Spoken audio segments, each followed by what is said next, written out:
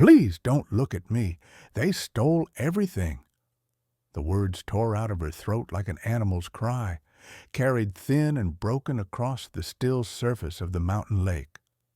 Penelope Penny Miller was 18 years old, heavy-set, soft-faced, and so ashamed of her own body that she'd risen before dawn to bathe alone, far from her uncle's wagon camp.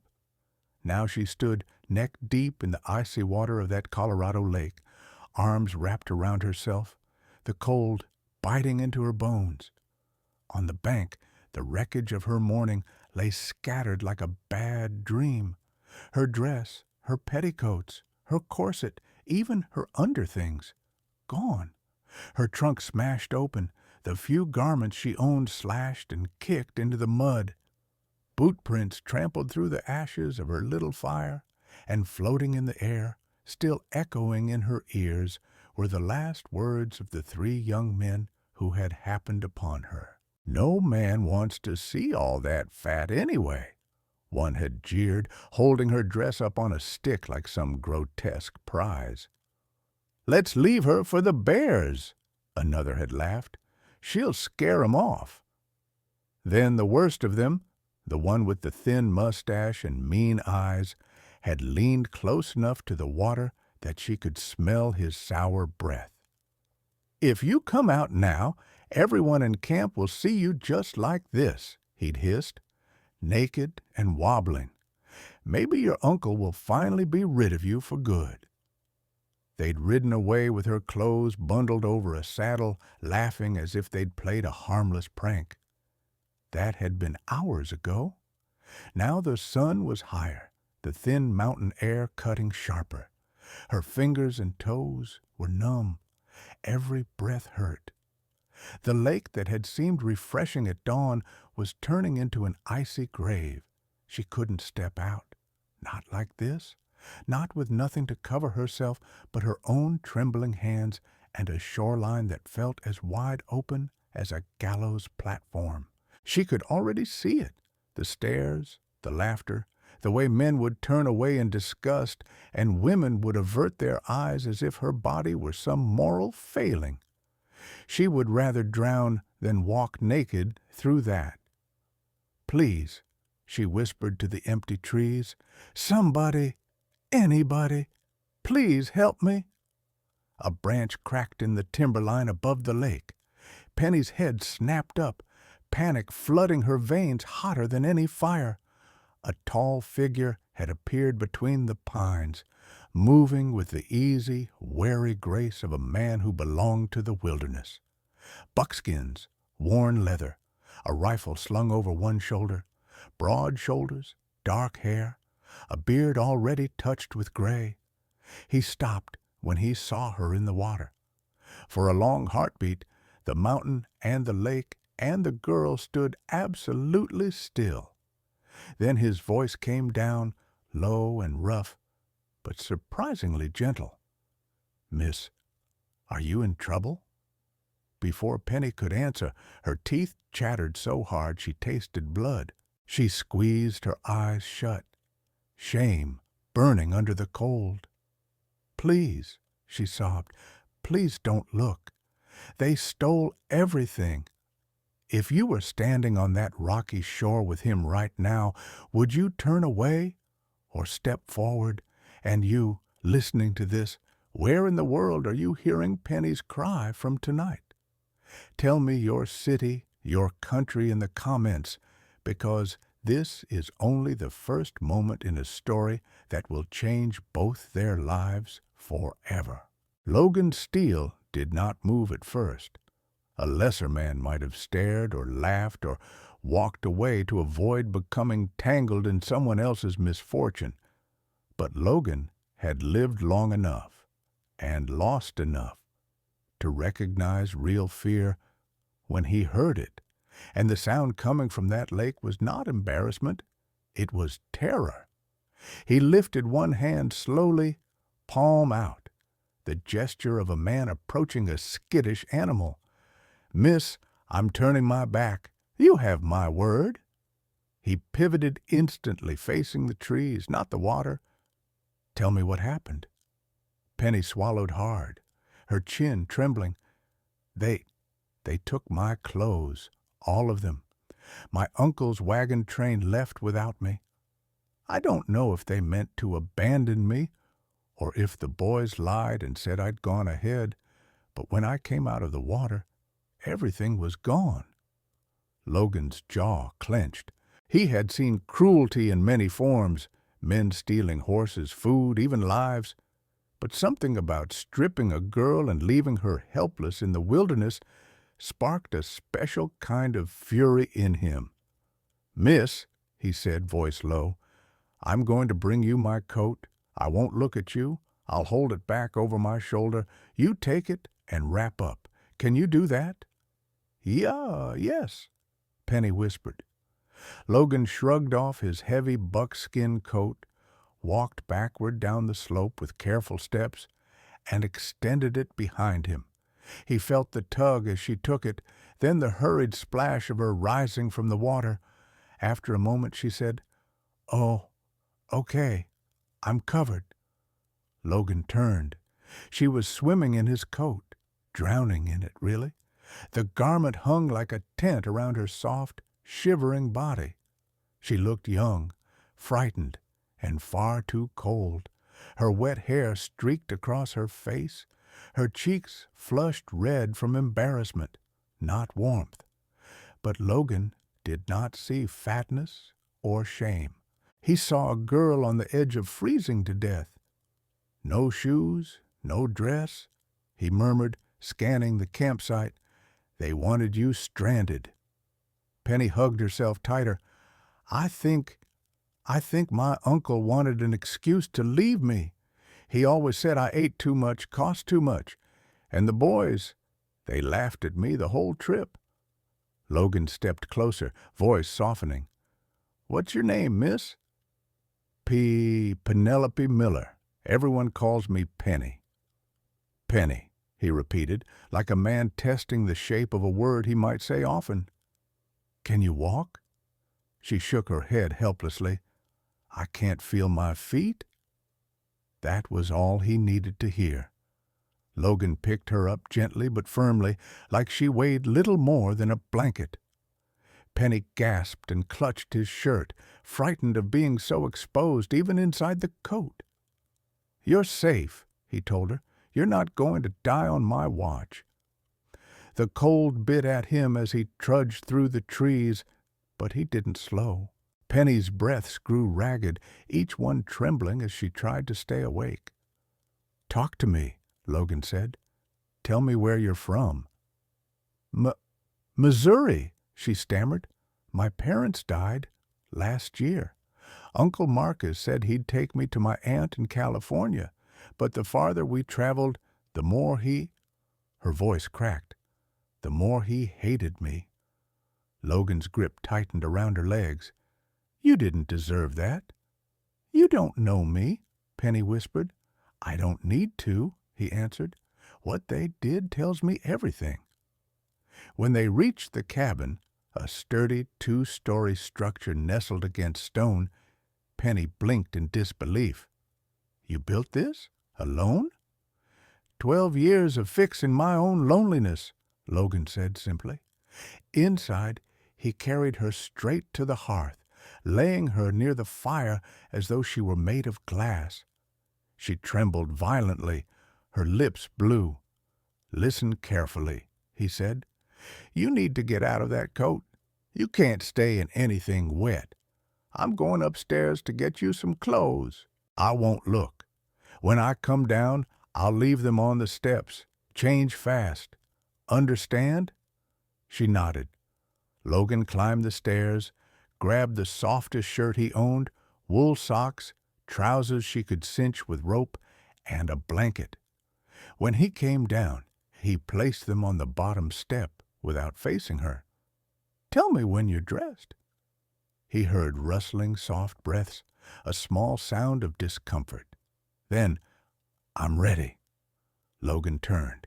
She stood before the fire wrapped in his oversized clothes, the fabric swallowing her shape. She looked young, too young to be this broken. too young to have been discarded like something inconvenient. "You're safe now," Logan said quietly. "I'll make you something warm to drink. Then we'll figure out what to do next." Penny's lower lip trembled, but this time not from cold. No man had ever spoken to her like that. No man had ever looked at her without judgment. "Thank you," she whispered. Logan nodded once, the way mountain men do when they've made a decision that won't be undone. "If it means keeping you alive, Penny Miller, I'll tear down the whole damn mountain."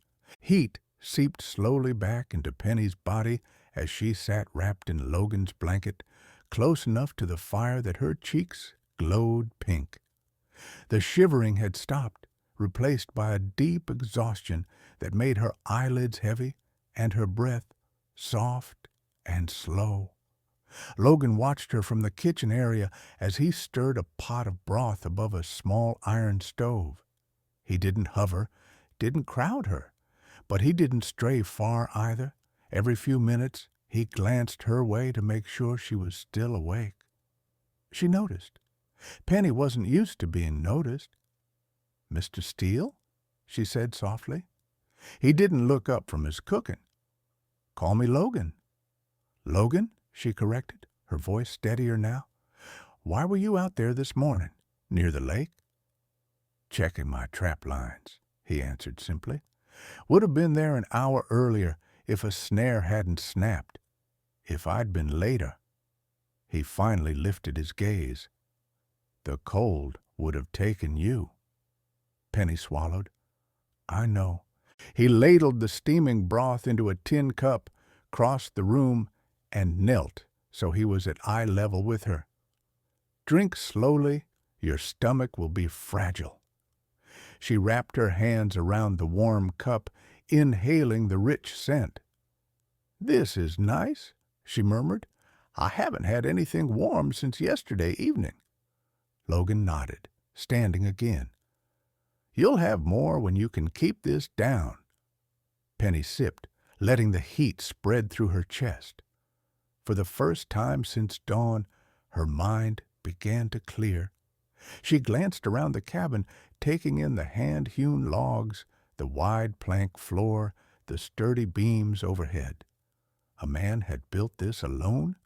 A man who had just carried her 2 miles through rugged terrain as if she weighed nothing? "Did you really build all this?" she asked. "Piece by piece," Logan replied. "After Mary died." Penny's fingers tightened around the cup. "Your wife?" He nodded once, stiffly, as if the word itself were a weight.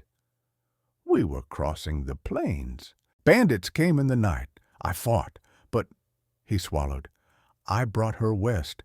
I brought her to danger, and she paid the price." Penny looked down, her voice soft and sincere. "I'm so sorry."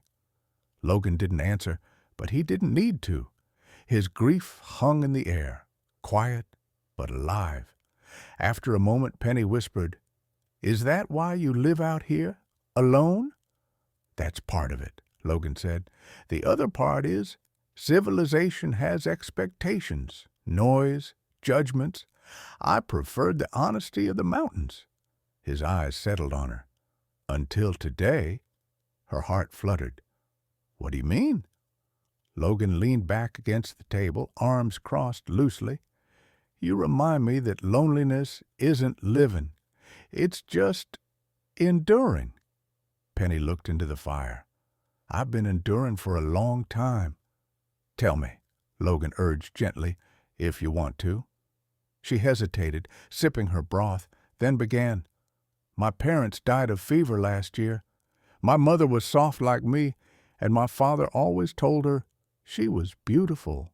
When she passed, Uncle Marcus said she'd spoiled me into thinking I was worth something." She blinked hard, willing the tears away.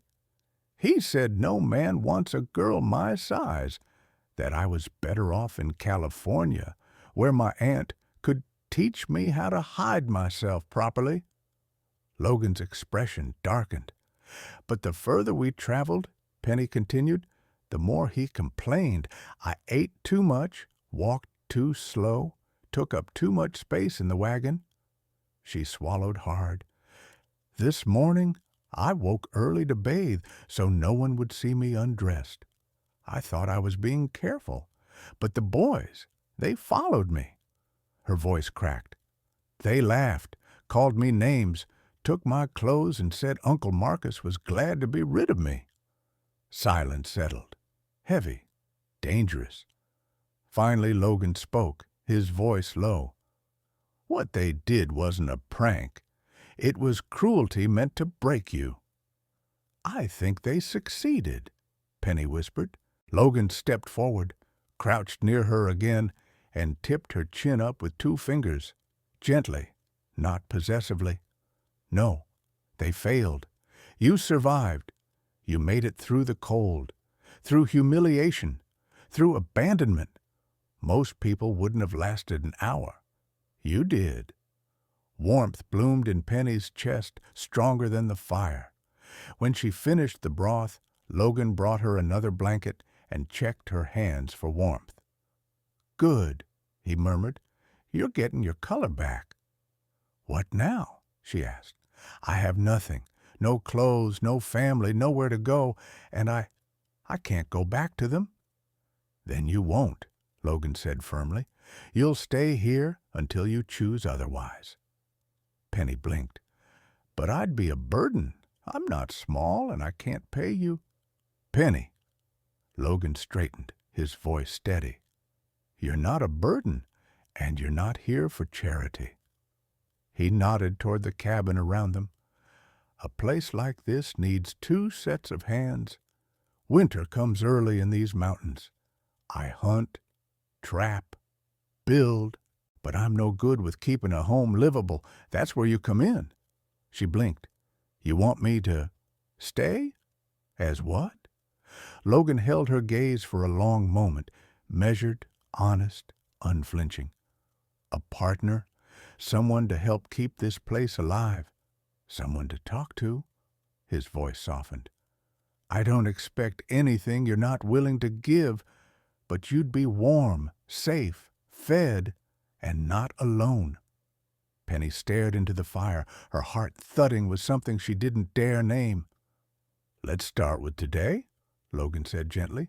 Rest, recover, learn the cabin. And tomorrow, she whispered. Tomorrow, he said, we see where this path leads. And sitting before the fire wrapped in a mountain man's coat, Penny, for the first time in years, felt possibility instead of dread. Morning in the high Rockies came quietly. No roosters, no wagon wheels, no voices calling across a camp. Only the soft hiss of wind passing through pines and the muted crackle of dying embers in the hearth. Penny woke wrapped in a thick quilt on Logan's main room cot. Her body ached from the cold she had endured, but warmth surrounded her now. A clay mug of steaming tea sat on the small table beside her. Logan was nowhere in sight. For a moment, panic fluttered in her chest. Had he left? Was she alone again? Then the cabin door swung open, and Logan stepped inside carrying 2 armfuls of split wood. Snowflakes dusted his shoulders like pale glitter, melting instantly against the warmth of the room. You're awake, he said, his voice gentler than his rugged frame would ever suggest. Good. Drink the tea. It'll help the last of the chill leave you. Penny drank obediently, her eyes following him as he stacked logs near the hearth. He moved with the practiced efficiency of a man who had long learned to depend on no one but himself. Yet now, as he worked, he glanced toward her again and again, as if checking that she hadn't vanished. Thank you for everything, she murmured. You don't need to thank me, he said without looking up. Anyone decent would have done the same. I don't think that's true, Penny whispered. Logan turned then, meeting her gaze fully. Something in his eyes softened. Not pity, Not even concern. Recognition, as if he understood far too well the loneliness she carried. "Maybe not," he admitted, "but you're safe now. We'll build from that." He handed her a bowl of warm porridge he'd prepared. Penny ate slowly, marveling that the simple act of being fed felt like kindness. When she finished, Logan motioned toward the rest of the cabin. "You should know the place if you plan to stay a while. Come, I'll show you." Penny hesitated. Her legs still felt unsteady, but she rose. Logan stayed near her, not touching her unless she teetered, but ready. The cabin was larger inside than it seemed from outside. A long table dominated one wall, worn smooth from years of solitary meals. The kitchen corner held shelves of jars, dried beans, rice, herbs, and a small iron stove blackened by use. Above it hung several cast-iron pans Penny suspected Logan had used for the same 3 recipes for a decade. "It's not much," Logan said, suddenly sounding self-conscious. "But it's sturdy." "It's home," Penny replied before she could stop herself. Logan blinked, as if the word had startled him. "It's yours as long as you need it." Upstairs lay a single room with a window facing the valley. A bed, larger and softer than Penny expected for a mountain man, stood beneath neatly patched quilts. "That was Mary's room," Logan said quietly. "It's been empty for years." He swallowed. "If you want it, it's yours." Penny touched the quilt gently, her voice soft. "Are you sure?" "She'd want someone to sleep warm," he said. "And so do I." They spent the rest of the day in quiet, companionable work. Logan mended traps. Penny organized the pantry, discovering jars shoved randomly onto shelves and spices stuffed carelessly into sacks. "You have no order," she told him. "I have every order," Logan countered, amused. "My order just isn't yours." She began arranging things to her liking anyway. Logan watched her for a long moment, then said, "I can get used to it." At noon, he insisted she rest, but she refused. "I'm not here to sit idle. You said this place needs 2 sets of hands. Let me be one." So he taught her how to grind herbs for poultices, how to prepare hides for stretching, how to twist rope, how to safely handle a tinderbox. Penny listened closely, eager to learn. She'd always been told she was clumsy, slow, too soft for real work, but Logan made no such accusations. He corrected her only when necessary, always with gentleness. "You're good at this," he said hours later, as she pureed herbs into a smooth paste. "No one's ever said that to me." "Then others have been blind." He cooked supper that night, a stew of rabbit, potatoes, and wild onions. Penny watched as he stirred the pot, his broad shoulders relaxed, steam curling around his beard. When he tasted the stew and nodded in satisfaction, she felt something warm unfurl in her chest. That evening, after the dishes were washed and put away, Logan lit a single lantern and sat across from her by the hearth. "I want to talk about what comes next," he said. Penny stiffened slightly. "What do you mean?" "You can stay here as long as you want," Logan said. "A week, a month, the whole winter. But I won't lie to you, people talk. A young woman and a man living alone under one roof will raise rumors if word gets out." Penny's cheeks flushed. I don't want to disgrace you." "You couldn't disgrace me," he said simply, "but I want you to feel safe. And you should know, I'm considering asking you something important. Not tonight, not tomorrow, but soon." Her breath caught. She didn't dare guess what he meant. Logan leaned forward, elbows on knees. "Before I ask anything, you need to know the truth. I'm a lonely man.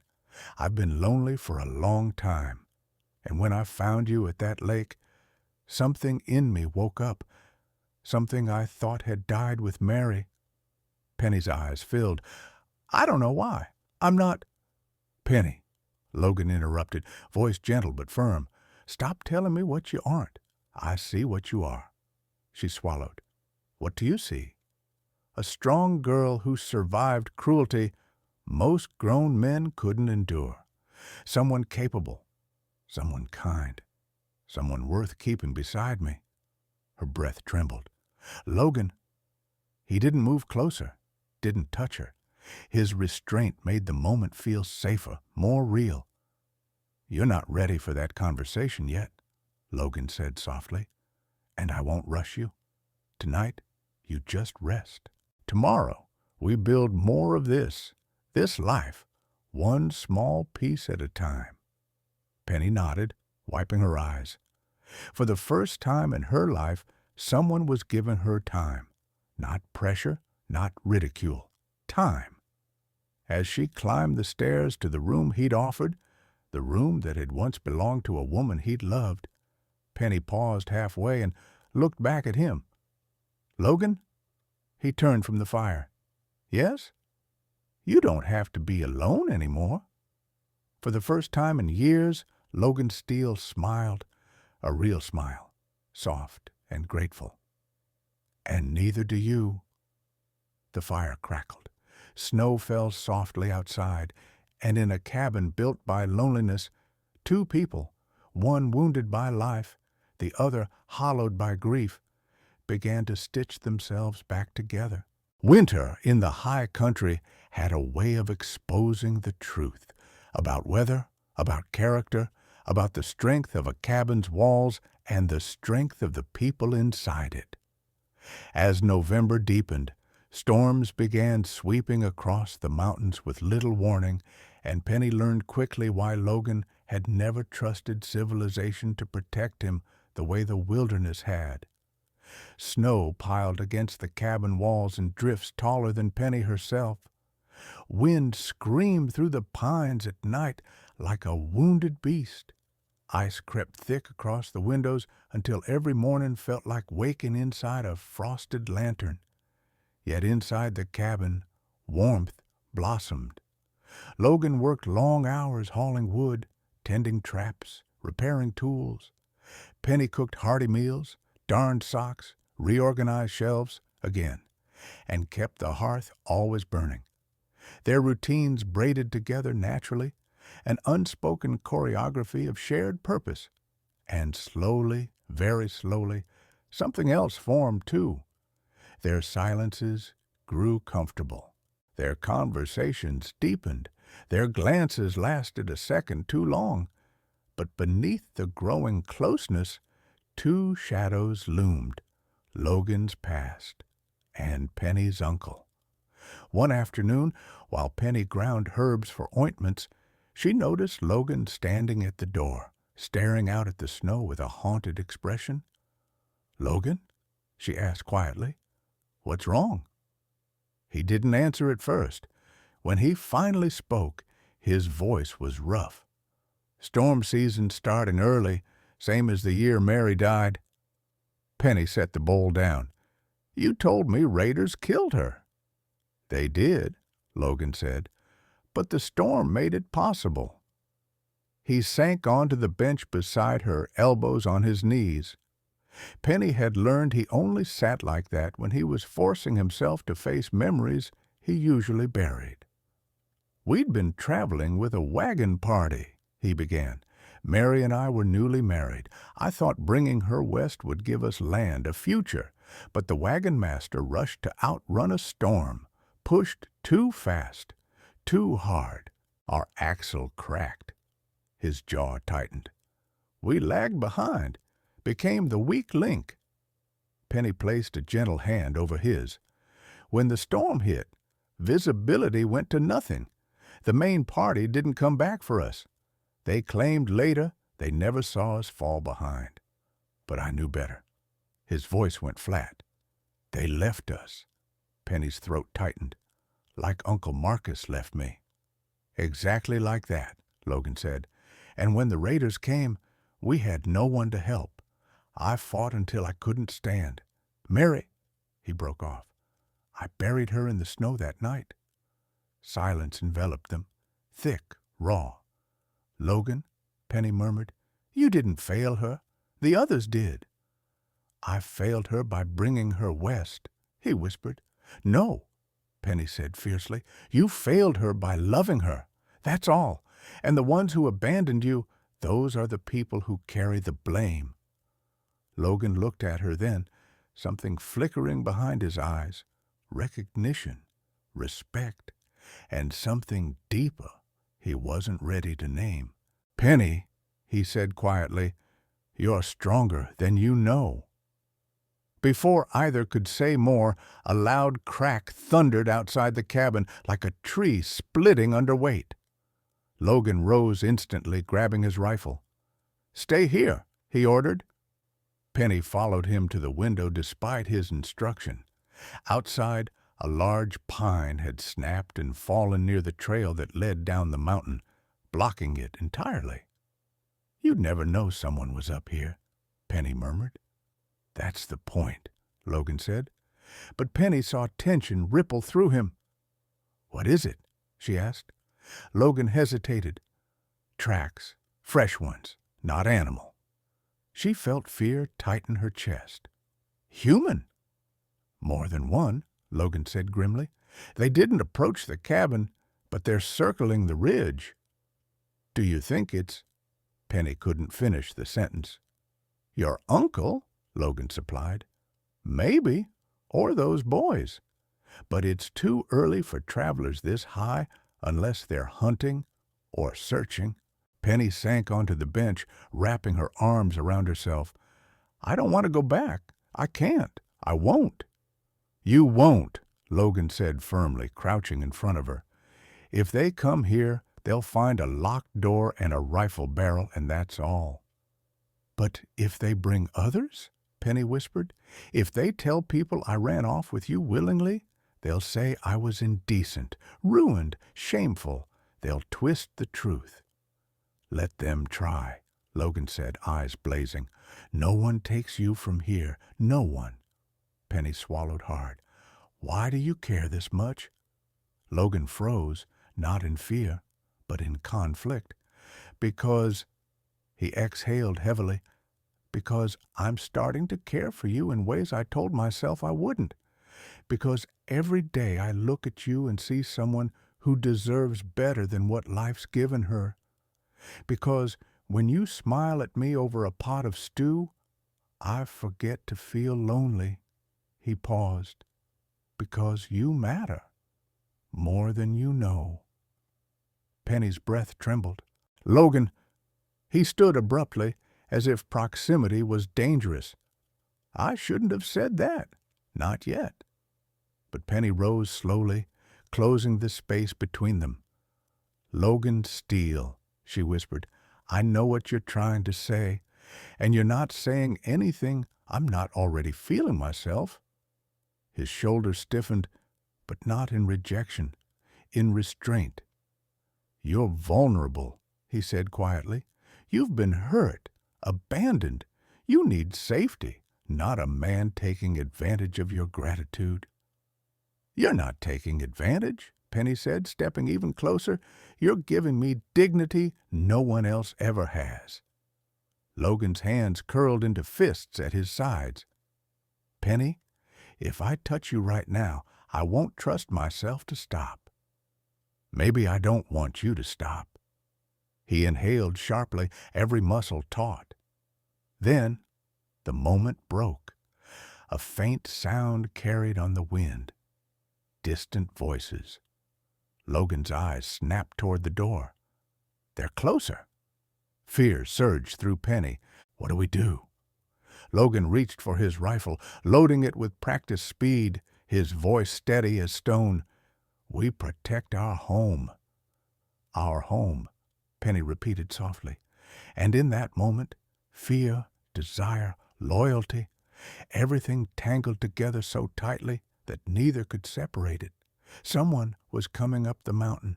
Someone who had abandoned Penny naked in the wilderness. someone who believed she had died, someone who did not expect to find her alive and stronger than ever. And Logan Steele intended to meet them at the door. The voices drifted up the mountain trail long before any figures appeared. Carried by the wind, they bounced between the pines, rough men's voices, laughing, unaware that every careless sound reached the ears of a man who already had his rifle loaded and braced against his shoulder. Penny hovered near the table, trembling but silent. Logan stood near the door, positioned so he could see through the narrow gap between the shutters without being seen himself. 3 men, he murmured, maybe 4, walking light, not hunters. They're not carrying game, and they're not lost. They're looking. For me? Penny whispered, her voice faint. For whoever they think might be worth finding, Logan said. But yes, my guess is they're connected to your uncle. Penny's breath hitched. He wouldn't come himself. No, Logan agreed. Cowards rarely do. The voices grew louder, closer. One man barked out a laugh, the coarse, mocking type Penny recognized instantly. That voice, she knew it. Jack Turner, she whispered, horror tightening her throat. He was one of the boys in the wagon train. He laughed the loudest when... She swallowed. When people mocked me.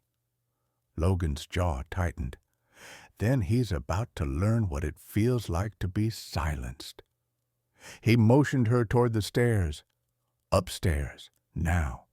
If things turn bad, stay hidden behind the wall. Don't come down unless I call for you. Penny moved, but she stopped halfway up, gripping the railing. Logan, please don't get hurt because of me. He met her eyes, steady, unafraid. Penny, I'd stand against 10 armed men before I'd let one of them lay a hand on you. Her heart stuttered, but there was no time for more. She climbed the final steps. Just as boots crunched outside the cabin, a fist slammed against the door. Ho there! A voice shouted. We saw smoke. Know anyone living up this way? Logan didn't open the door. That depends, he called back. Who's asking? Another laugh. Just friendly travelers looking for a warm roof. Friendly travelers don't circle a man's ridge for an hour before knocking, Logan replied. Penny, crouched at the top of the stairs, heard weapons being unsheathed.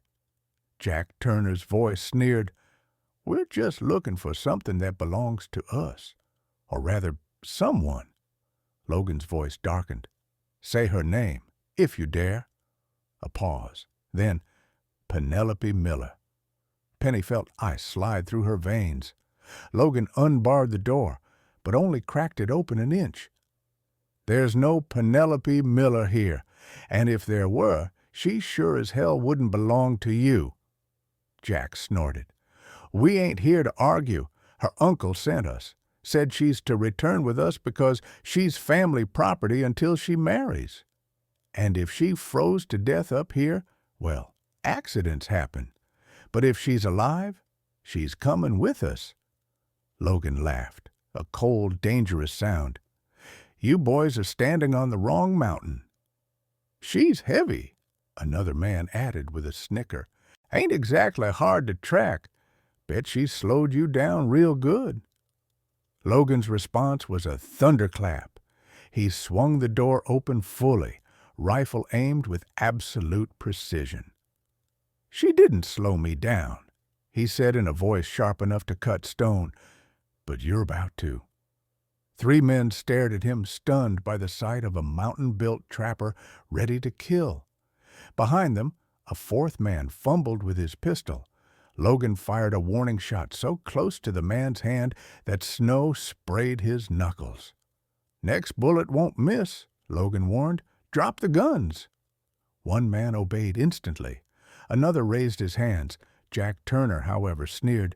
You don't scare me, old man. She's just a fat girl, worthless, trouble, nobody's wife. The world snapped. Logan slammed the butt of his rifle into Jack's mouth so fast, Penny barely registered the movement. Jack crumpled into the snow, groaning. Logan stood over him, voice low and lethal. "Say one more word about her," he growled, "and I'll bury your bones before sunset." Jack glared, blood trickling down his chin. "She ain't worth fighting for." Logan's eyes burned like embers. "She's worth more than your entire wagon train combined." Silence. Even the wind paused. Finally, Logan pointed down the mountain trail. "Get off my ridge. Tell Marcus Chandler he abandoned the wrong girl. She's safe now. She's home. And if anyone comes looking again, I won't be so merciful." The men scrambled away, dragging Jack Turner with them.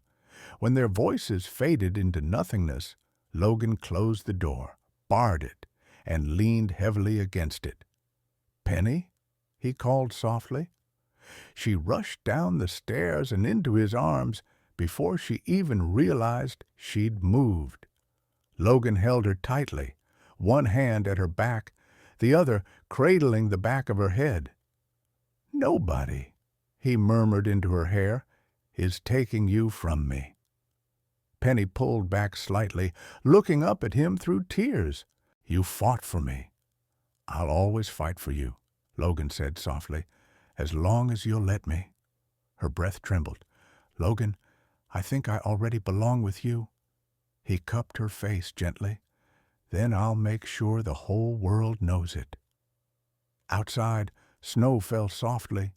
Inside, the cabin glowed warm, and the storm that had brought fear now left behind something far stronger, an unspoken promise of love, fiercely protected. Night settled slowly over the mountains, turning the world beyond the cabin walls into a vast sweep of blue shadow and drifting snow. Logan lit the lanterns one by one, their warm glow softening the rough-hewn wood and filling the room with a gentle amber hush. Penny sat near the hearth, wrapped in one of Logan's thick quilts. Her hands still trembled faintly from the confrontation, but for the first time she wasn't shaking from fear. Logan moved around the cabin in quiet motions, checking the windows, reinforcing the door, adding fresh logs to the fire. Every movement was deliberate, protective. When he finally sat beside her, he didn't speak. He simply rested his forearms on his knees and let out a long breath, as if releasing a weight he had carried alone for far too long.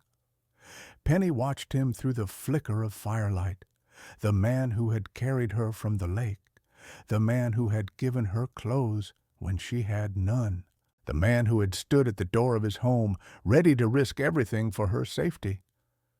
"You didn't have to fight for me," she said softly. Logan turned his head, his expression unreadable in the dim glow. "Penny, I didn't fight because I had to. I fought because you're worth it." A tear slipped down her cheek before she could stop it. She wiped at it, embarrassed, but Logan reached forward with a calloused thumb and brushed the tear away himself. The touch was gentle, unexpectedly so for hands used to hauling traps and splitting logs. "Logan," she whispered, "no one has ever said that about me. People have mocked me, avoided me, abandoned me, but no one ever fought for me." He didn't answer right away. Instead, he shifted closer, bringing the warmth of his body to her side, the air between them shifting from tension to something quieter, deeper. "You're safe here," he said finally, the words slow and earnest. "You're home now, if you'll have it." Something inside Penny cracked open, something she'd kept buried since the day her parents died, since the day her uncle took her in, not out of love, but obligation, since the day she'd been told she was too much, too heavy, too unwanted. "Home," she repeated, tasting the word as if for the first time. "I never thought I'd have one again." You have one with me, Logan said simply. The fire popped. Outside, snow drifted against the walls like a soft blanket. Inside, everything felt warmer, smaller, intimate. Penny leaned her head gently against Logan's shoulder. He stiffened for a heartbeat, surprise, or perhaps emotion he didn't know how to name, then relaxed, resting his cheek lightly against her hair. For a long time, they sat like that, two people whose lives had been shaped by loneliness and loss, finding quiet shelter in each other's presence. Finally, Penny spoke, her voice barely above a whisper. Logan, do you think love can grow out of something like this? Out of fear?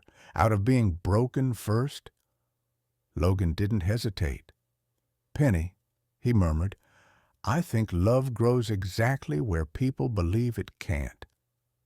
She closed her eyes, letting the warmth of his words wash over her. This wasn't a declaration, not yet, but it was the beginning of something fragile, something real, something theirs. Outside, the storm eased into silence. Inside the cabin, hope slowly unfurled in the firelight, and the question lingered between them, tender and trembling. Would the bond they were building be strong enough to face whatever waited beyond the mountains when winter finally thawed? Stories like Penny's remind us that strength is not always loud, beauty is not always obvious, and rescue sometimes comes from the most unexpected places. Two lives, one abandoned, one isolated, found their way toward warmth, not by chance, but by courage, kindness, and the simple act of showing up for another human being. Wherever you're listening from in the world, whether it's morning sunlight or midnight quiet around you, your presence here matters. Tell me where you are.